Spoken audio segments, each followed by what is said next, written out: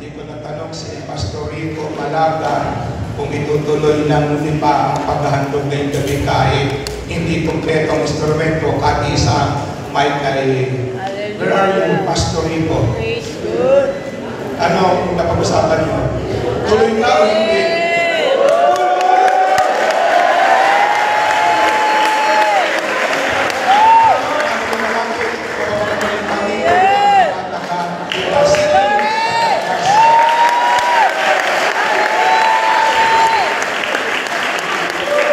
Masigasig sa pagsamba at paglilingkod sa Panginoon sa mahabang panahon.